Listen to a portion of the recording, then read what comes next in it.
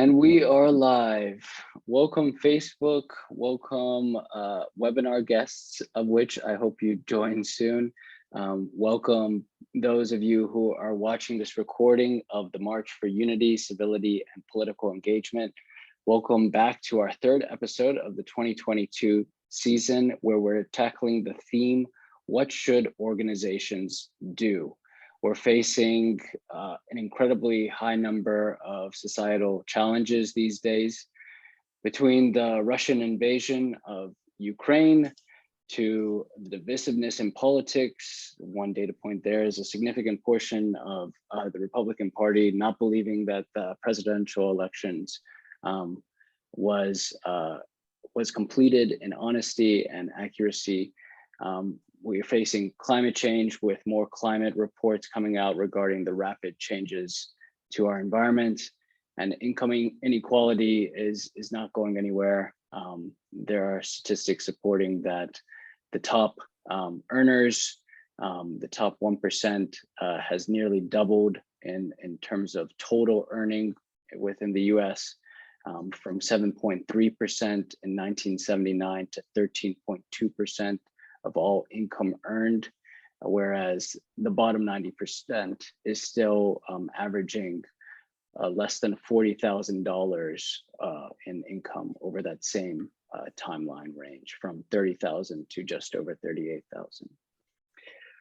With that stage being set, we're here to tackle, hey, where do organizations come in? Last month, we tackled what should I do as a citizen, as a person?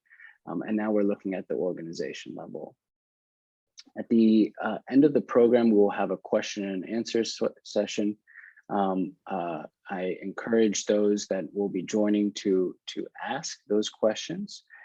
And lastly, please treat our panelists as close as they may be to me, and as much of friends as they are to me. Please treat them with grace and patience as they share their experiences and views, including on topics that they do not specialize in, and on questions that are not necessarily right up their domain. These panelists are not politicians. And with that, I am excited to introduce the guests. So let me not waste any more time. Zack, Godfrey, could you please introduce yourself to the people of the March for Unity, Civility, and Political Engagement? Awesome, thanks, Simmy. Hey everyone, my name is Zack Godfrey. I'm based in Metro Atlanta, born and raised in Cherokee County in Georgia. My personal mission is building better businesses for a better South. I'm a huge advocate for certified B corporations and the B Corp movement in general here in the Southern United States. And I truly believe that businesses can be a force for good in driving positive change in society. I'm very excited to have this conversation. Prior to my current job with Benevity, where I get to support businesses with this work, I was a consultant supporting the CDC during the COVID-19 pandemic, which I think we will allude to during the conversation today.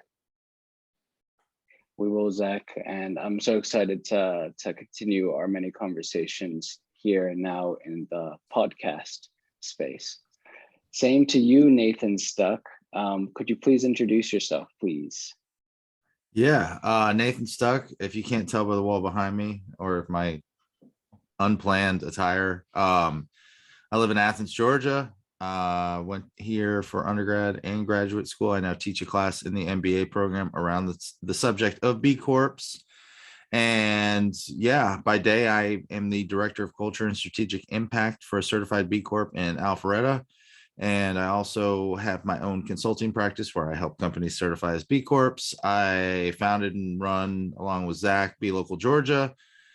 Is that everything? Oh, and I'm on the board of B Academics as well. So working with B Locals to expand the academic footprint of B Corp projects and B Corp based curriculum across the country and honestly around the world. I think that's everything. Have you ever considered specializing in an organization that does not have B in the title? By any chance, Nathan? I am on the board of Keep Athens Beautiful. That has nothing to do with there B we Corps, go. It's very, there we go. very parallelly aligned. I don't know how you guys fit all of what you do within 24 hours in these days, but I'm so lucky to have you, both of you on, and for you guys to be generous with your time to talk about the theme for the month. What should organizations do? Thanks for that, Nathan. And with that, I will get right into it. Let's talk about the preset questions. Again, we're tackling what should organizations do. So I'm going to be talking with Zack and Nathan about, I'll be asking 3 questions around their experiences regarding organizations and their experiences with them tackling societal challenges. Zack, I'm going to start with you. I did not pull any punches as we discussed yesterday. Let's get right to a hard-hitting question. In your previous consulting role, you supported the Center for Disease Control during the worst pandemic the world has seen in a century. Disease control was disappointing in many Americans' views, as the US accounted for a disproportionate number of infections and deaths compared to other countries. From your vantage point, what happened?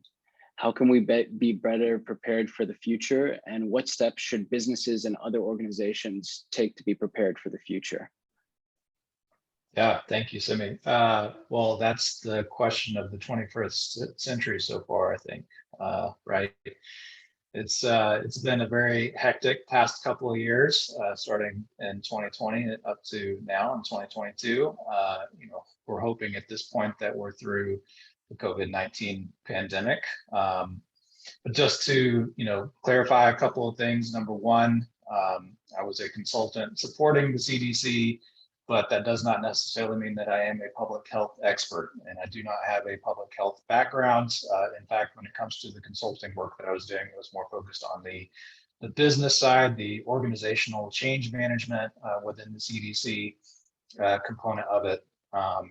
And so there are a ton of people that are much more qualified to answer this question than I am, but I'm happy to provide my perspective from what I've seen. And then secondly, I would just like to reiterate that I learned a ton during my experience with the CDC, and I have nothing but the utmost respect for them. And I wish more people got to see how much time and energy that those experts in the CDC do put into public health and to helping protect America's safety, health, and security. So getting into the question of what happens. It didn't start with COVID-19. The issues surrounding what led us to this point where CDC has, to an extent been ridiculed for their response didn't start with COVID-19. We basically, as society, told CDC that you needed to hike Mount Everest wearing a rain jacket. And that's not to say that they weren't equipped to an extent to deal with this, but we have chronically underfunded public health for a long time in the United States. We have not valued it to the extent that we should as a society. And, in all honesty, it's one of those things that if you don't hear about it and you don't think about it, then you don't take the time and the money to invest in it. But similar to insurance, whenever something happens, you want it to be there and you want it to be there right now. And so I think there is, a bit of concern from people that the CDC did not respond rapidly enough to a brand new disease that was constantly evolving, where, the number of infected people was continuing to grow and change daily, and the data was not there to support it until further into the pandemic. And yet we live in this 21st century world where we expect answers to be in 140 characters or less. And so it makes it very challenging for people to say we need to trust the scientific process in terms of how we need to respond to this. And I think we as a society have not equipped ourselves to be able to rise to the challenge that the CDC does. So a couple other things, since I'm kind of going down this road. When we talk about the CDC, we're not talking about a singular institution. We're not talking about the Center for Disease Control and Prevention. It is the Centers for Disease Control and Prevention. It is actually an amalgamation of several centers, institutes, and offices that are all very focused on very specific things, ranging from maternal mortality to polio to COVID-19. those different CIOs, as they're called, centers, institutes, and offices, all receive funding from Congress. So if you, and for those of you that don't know, the CDC is a part of the Department of Health and Human Services, which is a cabinet board level position in the executive branch. So the leader of HHS reports to the president as part of the cabinet. So CDC's budget has to be approved by the Office of Office of Management and Budget, I believe, OMB, within HHS, which then has to be approved at the executive level, which then has to be requested from Congress. And then Congress goes through their process of approving the budget. And as typically happens, things get cut, things get moved, and money gets mandated for very specific purposes. Now, that being said, we've known for well over a decade that a pandemic was likely to happen in our lifetime. You know, we had President Obama, when he was in office, talking about the fact that we needed to prepare for that. But we have not given Congress, or Congress has not given the CDC the time, energy, and resources to be able to use the funding to fully prepare for a situation like what we've dealt with COVID-19 in the past couple of years. So I think in terms of what happened, ultimately it boils down to there is a lack of trust in our public health institutions. There's a lack of understanding of what public health is. And there's a lack of understanding of how the CDC works and why it works.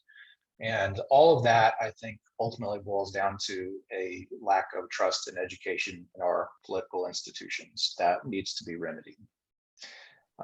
So that is a very high level answer to the question. It's very hard to drill down on what specifically could be done. Now let's assume all of that information, like there's the utmost trust in the CDC and you know, they have all the resources that they need. What happened? What went wrong? I think it's very valid to say that there are communication concerns around how the CDC shared information about COVID-19, primarily because they did want to listen to the data. They did want to make sure that things went through their case studies and different approvals prior to saying, you know, we can recommend a vaccine or we can recommend XYZ treatment. And the political pressure and the social pressure from our society all demanded an answer more quickly. So we ran into this really strange issue here in the United States where CDC would say, you know, we need more data to back up what we're doing here. And society would say, or, you know, the population would say, we need an answer more quickly. We need to get this over with.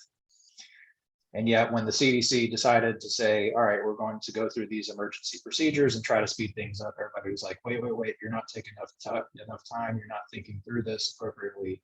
So it was a double-edged sword where, frankly, the CDC was not able to effectively address people's concerns that way. And it's hard to win, you know, in terms of being able to communicate effectively in a situation like that.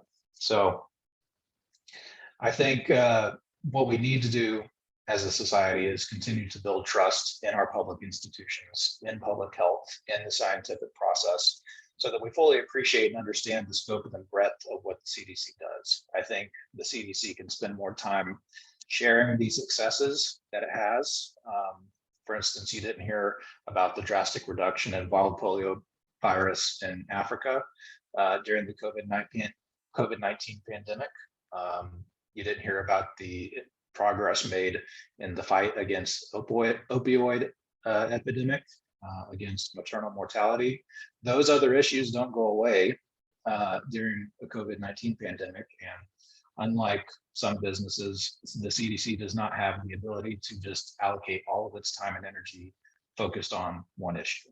So I think kind of going back to your initial comment around showing some grace to the folks in the CDC and understanding how it works would go a long way.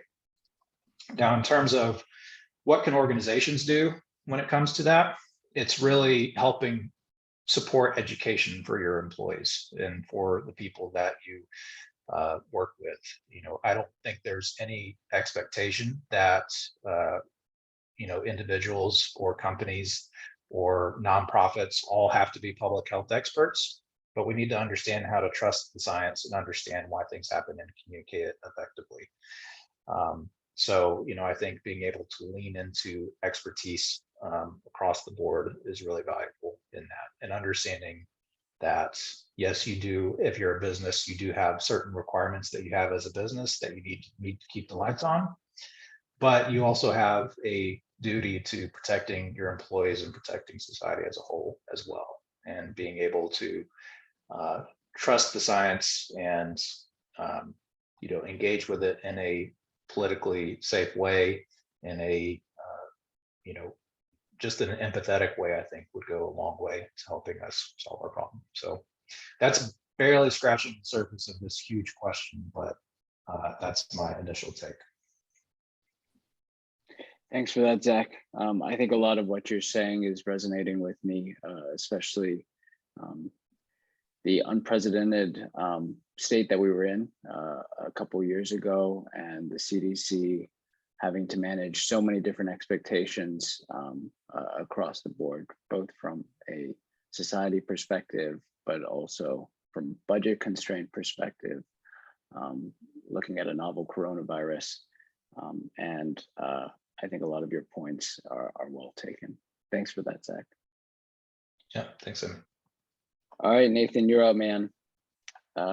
Question for you, moving into more so the for-profit space. There's been a bit of a challenge to the thinking that there's individuals and there's businesses that are trying to make the world a better place.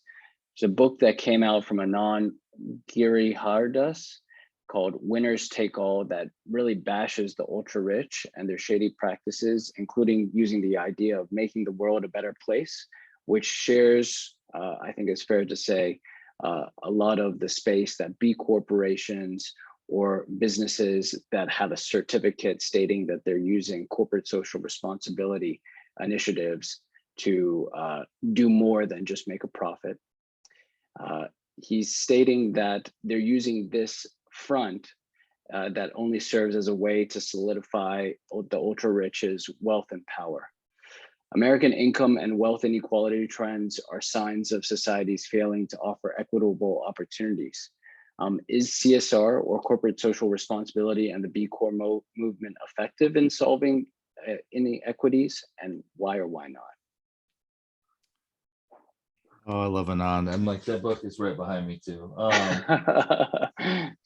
So yeah, he makes a lot of good points. I think my only, and I love listening to him talk. I think he's very insightful, very intelligent. He's probably smart. Well, he's definitely smarter than I am. But I think my struggle with all of that is you have to separate out, because he attacks B Corps a lot too, and he thinks it's all kind of like baloney. And I have friends like this, and I've gotten in arguments with like, oh, carbon neutral, and all businesses doing good are, they're just all greenwashing. I'm like, okay, but like carbon neutral, I use that example because I'm like, okay, and 10 years ago, was anybody talking about carbon neutral outside of your like super environmental friend? No, nobody was. So there's progress on that journey. It's not enough, but it's we're people are taking action. And I think where I agree with Anand is I watch commercials now with a grain of salt. If you watch commercials, and then granted I'm a little bit older, but I remember commercials where like, it was always a straight cisgender white couple. Like it was always it. Like that was every commercial you ever saw. And now there's so much diversity in these commercials, and I literally watch commercials with the expectation for, or the want to see like their annual impact report. I'd love to see how diverse that company is. I'd love to see if they really care. I'd love to see, look at the Walmart commercial about the environment, and sometimes they're so over the top that you're like, and maybe that's just me being in this profession that I see right through it, but there's an element of like throw up in your mouth a little bit. Like you're trying so hard, when I know, like Walmart, I know you pay your people terrible. I know that a lot of your employees are on government assistance, that we're basically subsidizing your workforce. But then you spit out a really good marketing campaign. And I think that is a lot of them. Look at Keurig that came up with the whole, like, they literally did an outreach, a campaign around their stupid K-cups being recyclable, when they know anybody that works and I'm full disclosure on the board of Keep Athens Beautiful, so I know this, but there's most recycling centers have a hole about that big. Anything smaller and that falls right through the hole anyway. Like, yeah, scientifically they're recyclable. In reality, they're not. And you still ran a whole campaign about how recyclable these are, instead of pivoting to, like, why don't we invest in making something that's actually like compostable? So they're going to the landfill anyway.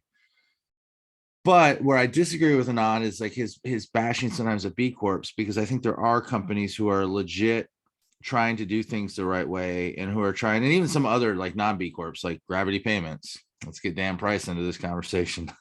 Let's get the guy who gave everybody a starting wage of 70 grand a year. I think there's a lot of companies, there's a lot of millennials who are now in positions of power. There's Gen Z entering the workforce. I think a lot of companies are doing things the right way because they realize, because they agree with him, that we have failed as a society. We have failed to take care of people. We have failed to pay a living wage. We have failed to adjust with that living wage. So I think there's companies now who are legit trying to do business the right way. And what the coolest part about that movement, and Zack knows this, he works for a B Corp, I work for a B Corp, is when I go to a job fair on campus, UF, UGA, Alabama, wherever we are, people go, "Oh, you guys are a B Corp. That's really cool. Like, I saw that on your website." That's the first thing they want to talk to me about. And then they're like, "Oh yeah, what do you do?" I mean, they've done their research there too, but people want to work for B Corps. People want to do business with B Corps. I mean, they're going to cross over the 5,000 threshold. We certified in 2018, there were 1,800. So, I mean, the growth of these, and literally the queue to get through the certification process now is like 12 to 18 months, because they're so backlogged in applications and everybody that submitted their certification. So I don't think it's going away. I think conscious business is, I mean, going back to the original theme, what should organizations do? I think conscious business is a way out of a lot of these. I think it takes business leaders. And don't take anything I'm saying as that somehow I'm like an opponent of capitalism. Business degree over both shoulders. I love capitalism. It's the best system we've ever come up with. I have family in East Germany. That didn't work. There's a lot of systems that are really bad. Capitalism can still pay you for the value you bring to the marketplace, and can still pay you for the value consumers put on your goods, your products, your services. Capitalism can also work in a way that doesn't mean we have to be shady. That doesn't mean we have to cut corners. It doesn't mean we need to exploit people. It doesn't mean we need to exploit natural resources. We are proving right now that we can make money, do it the right way, take care of our stakeholders, meaning our people, the environment, our communities, and not suffer for it. Like there's no, I think this old school Milton Friedman style of thinking of, shareholder primacy, it's gone. I think it's going the way of the dodo bird. And what you're seeing with all this greenwashing that Anand's calling out, to bring it full circle, is these companies know they have to. They know they have to, and also the business case is being made because they're doing it because Gen Z cares. They're doing a lot of this greenwashing is they're doing it to sell products. They're doing it to sell their minivan. They're doing it to, even Walmart, they're doing it to appeal to a customer type, a persona that has left them, that doesn't shop there anymore. So whether or not they're fully on the bandwagon, I always say take greenwashing with a grain of salt, because the original like hotel premise of washing, hanging your towel back up was to save the hotel money. But at the end of the day, there was good that came out of that, because less loads of laundry means less detergent, less water, less energy. So like, did the hotel company really care about that? No, they were concerned about their power bill. They were concerned about the L on their P&L. So but good came out of it. So I don't know. It's a loaded question because it's not black and white. There's a lot of gray in the conversation around businesses and what they're doing, what they should be doing, and even what they're doing with maybe some ulterior motives, aka selling things. But at the end of the day, if that's why they're doing it and that's moving the needle, and now they realize they have to hire a director of corporate social responsibility, like, is it always a bad thing, or is this just part of the process of us evolving as a society and this business of businesses evolving as an entity? So I don't know. That's kind of my take on it. I know that was kind of all over the place, but I think there's a lot. There's just a lot more than just kind of a yes or no question. But I do think that B Corps are starting to, that proof of concept is starting to hit the market. Mm-hmm. I think so too. And yeah, I'm challenged by a lot of what Anon says as well. And I think that that's healthy challenge, and that we should be healthy skeptics when it comes to corporations and being a conscious consumer of products and services, both as from a B2B as well as B2B, B2C perspective. But I appreciate what you said, Nathan, and I think that that's added to my belief that corporations can be a force for good, and we should be continuing to push them in that direction. On that note, we've mentioned the term B Corp a few times. I kind of gleamed over it. Do you mind introducing what a B Corp is, Nathan, as well as talking about what B Local Georgia does in respect to B Corps? Yeah, so B Corps are short for benefit corporation. It has nothing to do with how you're legally formed, although there's a legal requirement to it. So there's also public benefit corporation, which is basically like C Corp or S Corp. But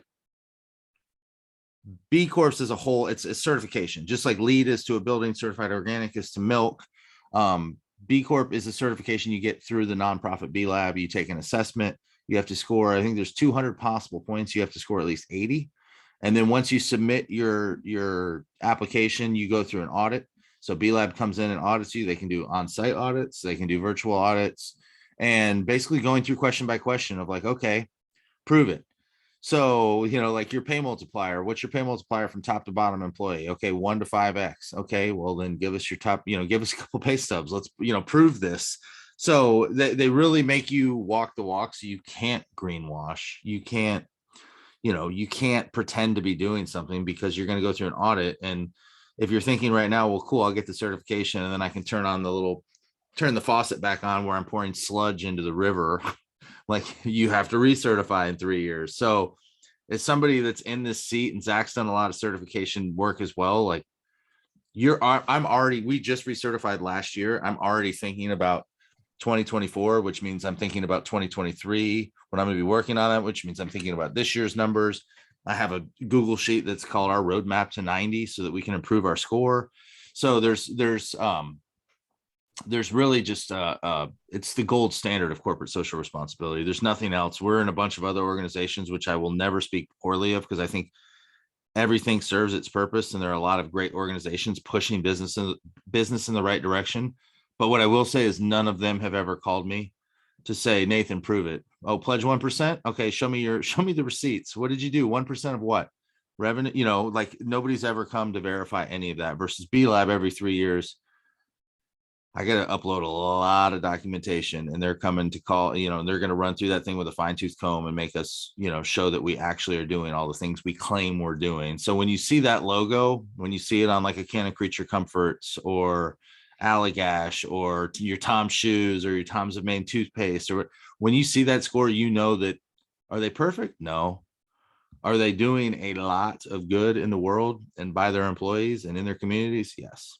So, and then B Local Georgia was the other part of that question. Yeah, B Local Georgia is the nonprofit that basically a community organizing organization. We try to bring people together, and in Georgia we have 20 B Corps. We're well on our way to, I won't say we're at like the hockey stick phase, but we're at the curve of the stick. We're no longer just the blade. We're hitting the shaft here pretty soon. So, but we partner, we put on events with other organizations. We just had a panel 2 weeks ago, celebrating Black entrepreneurship, and we had 5 Black entrepreneurs, including the moderator, just talking about their journey, talking about their businesses.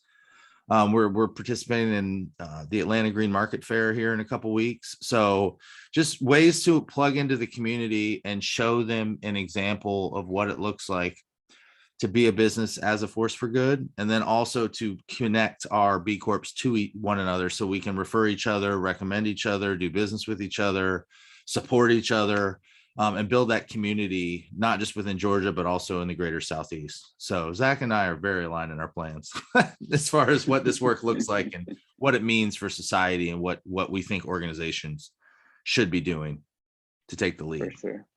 For sure. Thanks for that, Nathan. And yeah, to that point, I said yesterday, I'll say it again, that I'm very jealous of Zach coming up with that personal purpose statement about making better businesses for a better South. And I bought one of the shirts that has the Outcast quote on it that Jake, who we work with a lot at UGA, got tattooed, but the South has something to say. The old Andre 3000 quote. So yeah, it's true though. I mean, I think we have a chip on our shoulder being in the South that I feel like everybody thinks we're like banjo picking like hayseeds, when in reality we have an opportunity to redefine what it means to be Southern, redefine what it means to for our businesses, for our communities, what it means to lead in the country, not just in our region. Well said. Well said. Well, let's get back to the last preset question that I have for you, Zach, and then we're going to move into the rapid fire response questions. Zach, I want to talk to your work talk about your work at Benevity. Your current company, Benevity, helps organize and track key metrics around corporate giving. What are the best practices for organizations that want to make a difference but don't know how? Is simply following the doctrine of Benevity or B-Lab the best way for businesses to make impact in society? Yeah, so it's a good question. I'll start with the second question first, because I can answer that more succinctly. Is using B Corps certification or something the answer that you need to go for? The answer to that is no, but it is an answer for how we can do things better. And there are a whole lot of resources out there that are available to people to figure out, okay, what can I be doing better as a business? I and Nathan would agree with this, think that the B Corps certification is a fantastic tool to help businesses move the needle forward when it comes to improving their business and being a better force for good in their communities, for the environment, for their employees, et cetera. That doesn't mean that it is the only answer that's out there.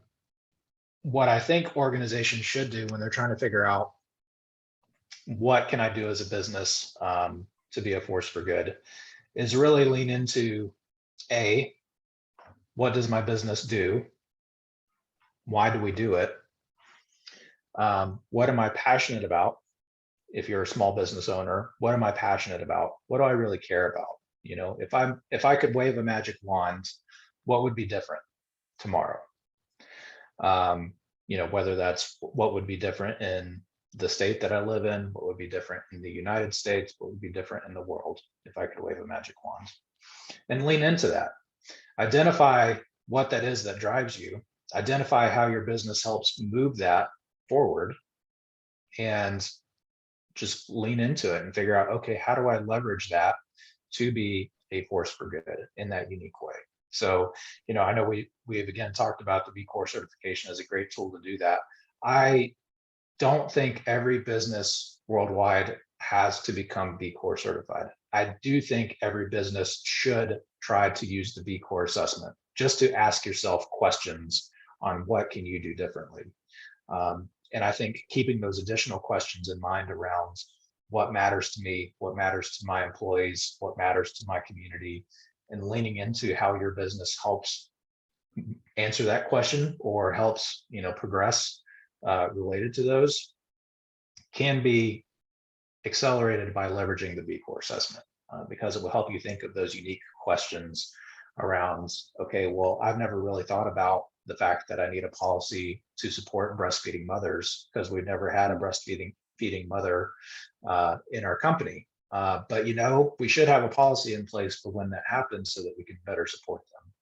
So being able to think of questions like that maybe are not on your radar as a business, and then being prepared for that is, I think, a tremendous value add. So even if a company has no interest in becoming B Corp certified, I still think you should use it as a tool to be good. But I think you still have to fundamentally, as a business, figure out what drives us to sell what we're selling, and what do we want to see changed, and lean into it. Well said, Zach. I think those are tools that every business can use, especially small businesses, as they're trying to figure out their why. Why do they exist? Thanks for that. All right, now let's move into the rapid fire response section. I am going to be giving a opinionated statement to both of you, and then I'll ask you to either agree or disagree with this opinionated statement. This is, again, not a black or white. Typically people have the ability to expand on why they believe what they believe, and sometimes it's not agree or disagree, it's neutral. But I'm asking the panelists to either say agree, mostly agree, or mostly disagree to these statements, so that we can foster possibly a good conversation in the event that they do not come up with a consensus on an opinionated statement. So with that, I'm going to have you, Zach, respond first to our first statement within our first topic. The topic is organization's responsibility in society. The opinionated statement is, for-profit businesses' only obligation is to maximize shareholder value. Do you agree or disagree, Zach? If we haven't already hit on that a bit, I think the answer is disagree. Fair. Nathan? I mean, if you Google Nathan Stuck, Milton Friedman, you can see my hit piece that I wrote that got published in Medium. Yeah, no, but I will throw this caveat out there. Yeah, I will throw this caveat out there, though. I heard Chris Mann, the CEO of Guayaki, who makes yerba mate, which is like 4 shots of espresso in one can. They're awesome if you don't drink them. But he was at a conference in Amsterdam, and he said, no profit, no purpose. I've also heard no margin, no mission. So you do still need to make money. Just don't forget that. But yeah, no, that's not the only reason they exist. And honestly, if you have a business that can't make money without taking advantage of people, then you probably don't have a real business. Anyway, disagree. That's true. Disagree. Thank you. Businesses that do not offer a benefit to society should not exist. Do you agree or disagree, Zach? Starting with me, that do not offer a benefit to society. That depends on how you define a benefit, I think. So to me, a benefit is something that is beyond the value of the product that you sell. So for instance, you might sell coffee, but the benefit might be you do it in a sustainable way. And so I believe your question was, should they have a benefit? All businesses should have a benefit to society. In most cases, I disagree that they should. I think that, I disagree that it is a requirement that they have to have it. I think that they should have a benefit to society, but I disagree that they have to have it. Okay. To you, Nathan, disagree or agree? Again, the statement is, businesses that do not offer a benefit to society should not exist. I mean, I guess define benefit, you know what I mean? Like, you could go down so many rabbit holes here of like, even the most evil of trucking companies has like delivered life-saving medication in a refrigerated trailer to some hospital. You know what I mean? Like, it's hard. Like, and honestly, even in the B Corp world, I think it's important right now for traditional businesses. Like, I mean, look at what we do. We do Salesforce implementations. My day job, Advic, like, I don't know that there's a tangible benefit to that other than we help companies operate more efficiently. And if they operate more efficiently, maybe they can drive revenue. Their sales team makes more, they can grow the company, they can create, and if they're a good company, they're creating more jobs that are better jobs, better paying jobs. So yeah, but I think there's a need. I will say that maybe that not everything needs to be a social enterprise, but sometimes I think it's important for the regular business world that's just traditional stuff like what we do, consulting, whatever, that to see companies like ours provide a tangible benefit to society through what we do, I think, and also see us grow and scale and get bigger and make more money. So I guess in the middle. Can I give you a terrible example of what popped into my head? Go for it, Zach. Okay. Does a strip club offer a benefit to society? That's a good question. I would No say comment. Neither disagree or agree. Yeah, that I mean, seems like those it could be. are the examples that popped into my head where I was like, does this actually offer a benefit? And then you have to identify, what do you mean by a benefit? Sure. And so there's a lot of nuance to the question. So that's kind of what pivots to why I would say disagree. But I think Nathan's points are well taken, and I kind of follow suit with what he was saying as well. Sure. All right, that philosophical question is gonna be with me for a while, and I'll see if I can get an answer to you later, Zach. But I appreciate your points nonetheless. We've had a question from the audience that I'm gonna hand over to Zach. I think you know this answer. Is there a size requirement, i.e. number of employees or annual gross revenue, to apply to be a B Corp certification? Excuse me, a B Corp. I know Nathan can articulate this more effectively, but the short answer is no. I mean, there should be at least one employee, which is you should be the employee in order to be the certified B corporation, and then you need to be in operation for at least a year in order to be a certified B corporation. But there is no financial or number of employee value related to certified B corporations. Is that correct, Nathan? Anything I said? Yeah, incorrect? the only difference is when you take the assessment, if you're a solopreneur, I know this because I just put my consulting business through the application process. You put 0 employees if you're the only worker there, and then you don't have a worker. So I can't like write a handbook and get a bunch of points for being like, I gave myself a raise or whatever, like, you know, like nothing, no benefits I give myself as a solopreneur are applicable. So you just don't see that section at all. That's good. Okay, great. I appreciate that answer. I'm going to move quickly to the last topic that we have within rapid fire, and then we're going to be closing the program. We're moving from for-profit and the private world of corporations to the public world, specifically of Georgia state politics. Would love to hear your opinions on these opinionated statements. First statement: the recent passing of the hate crime bill, resulting in more severe punishment to offenders that have been convicted of committing racially motivated crimes, is a step in the right direction for racial justice in Georgia. Starting with you, Nathan. Agree or disagree? I mean, it's a start.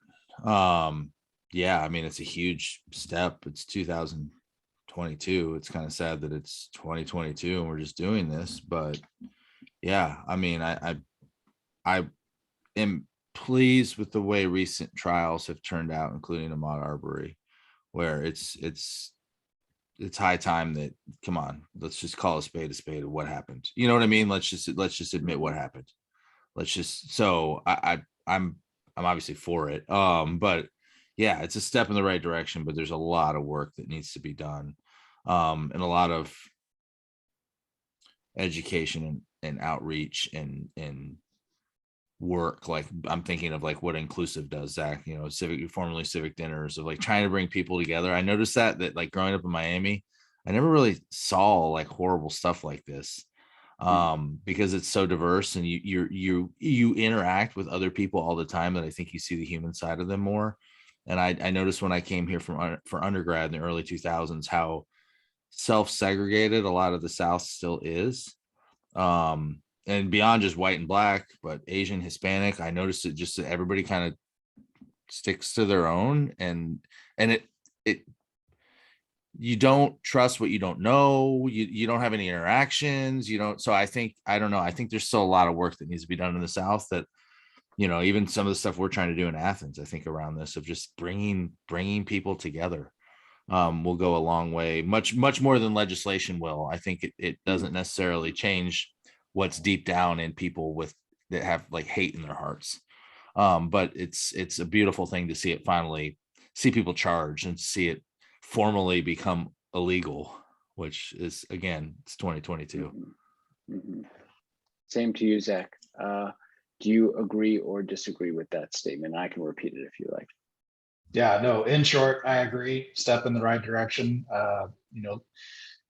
Georgia was way behind, and there are a few other states that were kind of in our camp that were way behind when it came to passing this. But kind of to what Nathan was saying, legislation tends to be very reactive and lags behind societal trends. And the fact of the matter is that if you look at census data, if you look at the populations of the city of Atlanta, where they live, where white people live, where Black people live, where Asian people live, you can see why there's so much distrust and lack of empathy between people. So yes, we needed to codify it into our laws in order to help move the needle forward, but we need to do much more in terms of affordable housing so that, we are able to live together, learn from one another. I have the good fortune of living in a neighborhood where, I can take my son to the playground and there's a Black family and there's an Indian family, and he gets to see that from a very young age. And I know when I was growing up, I did not get to see that from a very young age. And I think we need more of that. So there's still much more change that needs to be done, but it could literally take a generation. But in the meantime, that doesn't mean that we get a pass. We still have a lot more work that we need to do right now to make that change stick long term. Yeah, and businesses have a wonderful opportunity to be a part of that work. I mean, you talk about some of what Zach was talking about earlier with social impact, and I focus a lot of our work of, I think now a lot of our problem is we're caught up in like not wanting to get canceled or called out or anything. So like there's more of a, from a corporation standpoint, I feel like there's more of a focus on like, what does our own annual impact report say around our DEI initiatives, around what, and it's not even our initiatives, it's just literally our statistics. And if you're in industries that are lacking in diversity, what does that mean? Like I think about that I mean, the Salesforce ecosystem is very, very gender diversity, LGBTQ diversity, but racial diversity, no. And so if I wake up in 3 or 4 years and I've gotten our company to become, 33%, like the state of Georgia, 33% Black, but the ecosystem's still 3%, have I really accomplished anything other than creating a very diverse work environment? I've created obviously inclusion if they're sticking around and they want to work for us and they want to stay. But if the ecosystem's still 3% and I'm not focused on long-term solutions, what have I really accomplished? And I would argue not a lot. So I think that's where we need to think too, is some of the, like Zack said, it might take a generation. Like that doesn't mean we don't do the work. I think, and I think it needs people willing to roll up their sleeves and do the work, knowing they might not live long enough to see the tree they planted bear fruit. I hear you. Yeah, a lot that can be said in response, but thank you for sharing that, both of you guys. I have one other statement that I'm going to try to fit in there. I'm going to ask both of you to just stick with 30 seconds as to your response for this, because I know both of you have places to go, I'm sure, and we'll have to wrap up the program. Regarding Georgia state politics, again, MLB made the right choice in pulling out of hosting the All-Star game. This is Major League Baseball, hosting the All-Star game in Atlanta after the passing of the more restrictive voting laws in Georgia. Nathan, your thoughts? No. I think you punished a lot of people. They were already punished by that bill.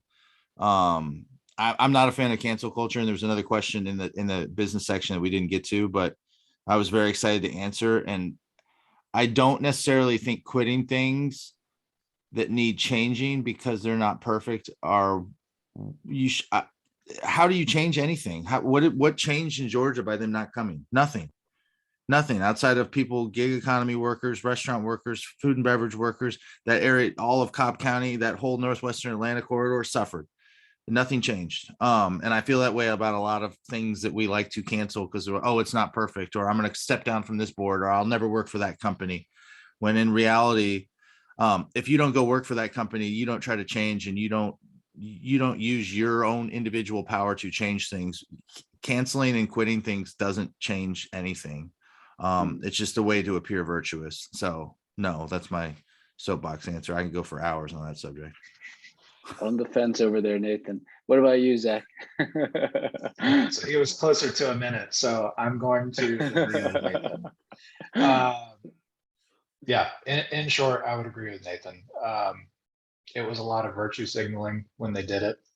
I get it to an extent why they would choose to do that, because they are speaking to a US market and not just a Metro Atlanta market. But to Nathan's point, deciding to move on because it doesn't align with where you stand currently makes it more difficult to have the serious conversations to be able to make positive change long term. And so it's much easier to shut a door than it is to open it and allow someone that you're uncomfortable with to walk through it. Powerfully said. Well, with that, I want to respect, I could talk to you guys for hours on many of these topics. Out of curiosity, Nathan, well, first of all, let me ask the father in the room. Zach, do you have 5 more minutes to spare to chat right now? If you don't. I do. Fortunately, unlike our prep call yesterday, my son is not going to run in here to show you his yellow ball. So yes, I'm good to go if we need a couple of minutes. That's fine. And if Atticus joins, that will only add to this program. So he is always welcome on the March for Unity, Civility, and Political Engagement. Nathan, what was the question that you wanted to take a crack at? It was number 4. It was, should employees working at corporations that do not hold acceptable ESG standards should quit and work for employers that align with their values and standards? Please, the floor is yours, Nathan.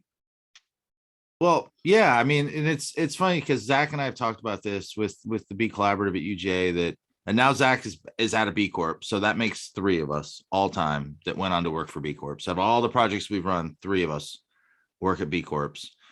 And I tell my students now that I formally actually teach the class, which is signal for I actually get paid for my time now. That's your stuff.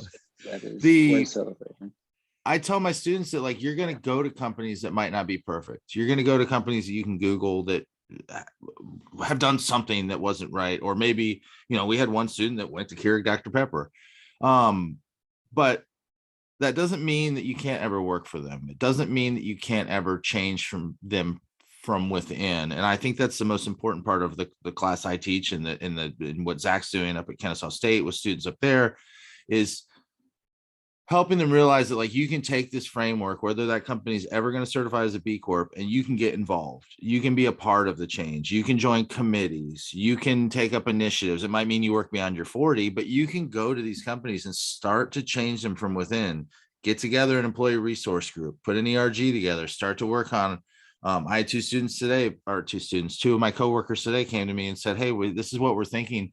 We got together after work and we put together kind of a DEI initiative and some things we'd love to do.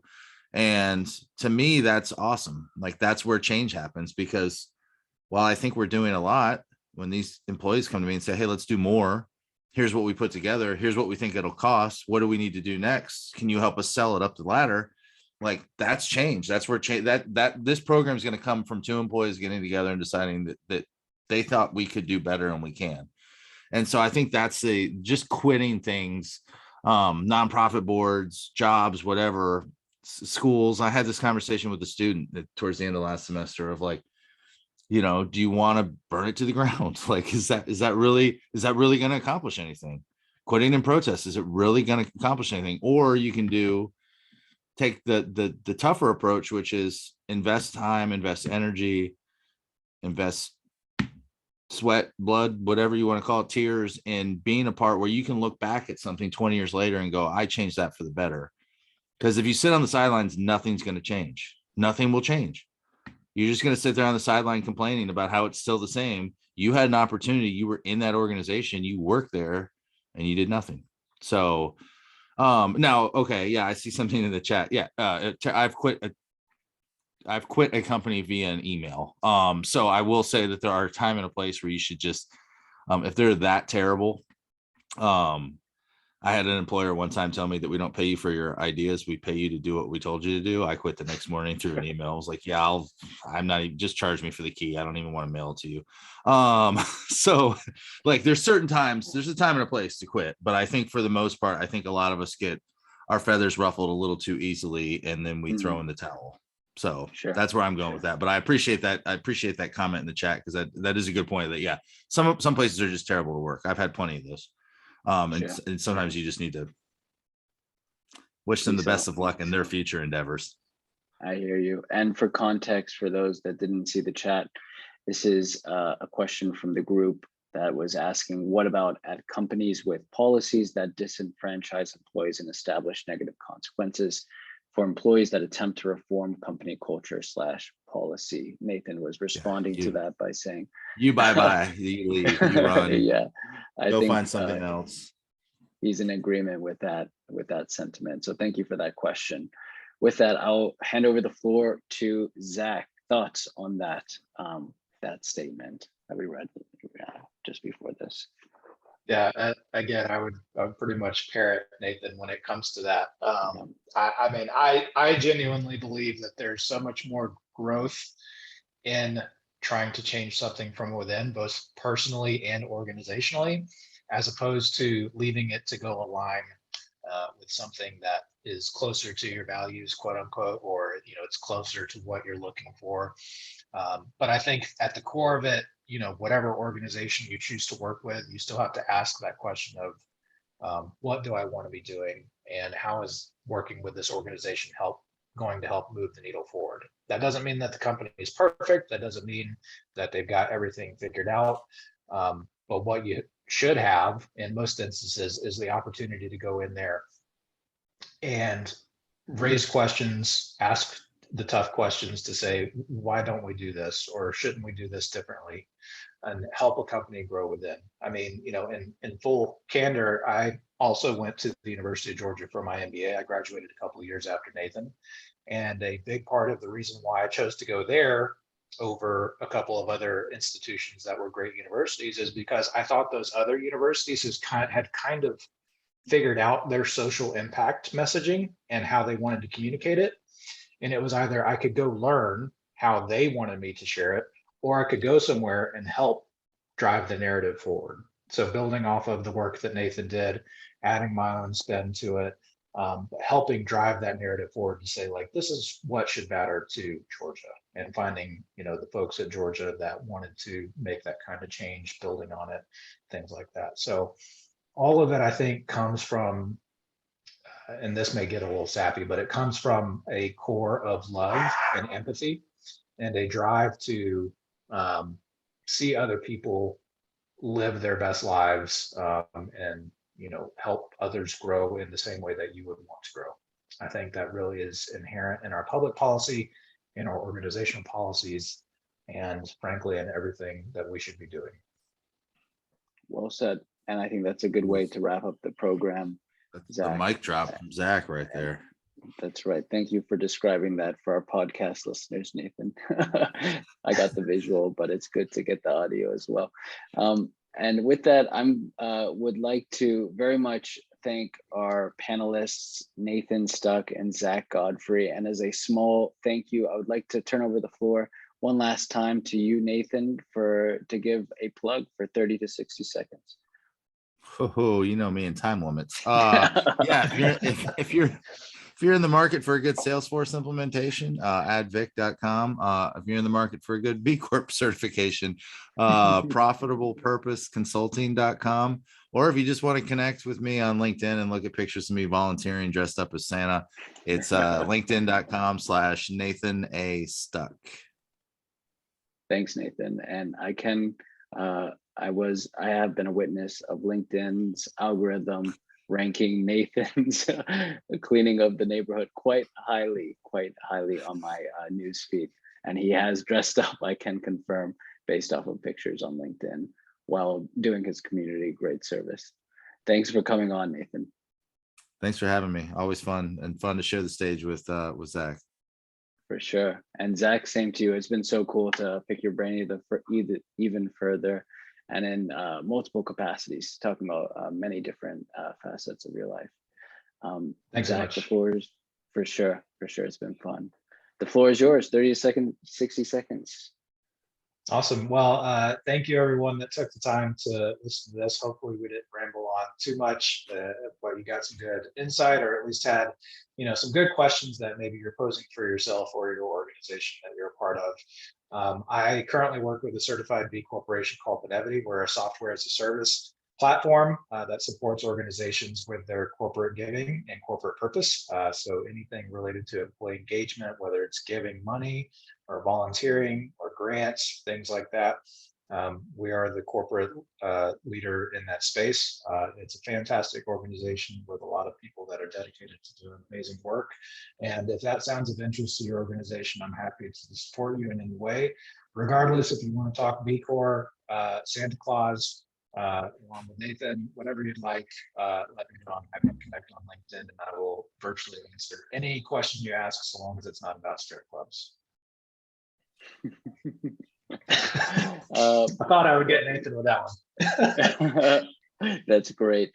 And I will add that you do not have to volunteer as a Santa Claus during your spare hours of December in order to be eligible to be a panelist on this humble podcast. But it's very cool that you guys share that experience among many others. And thank you for enriching the program today, Zach and Nathan.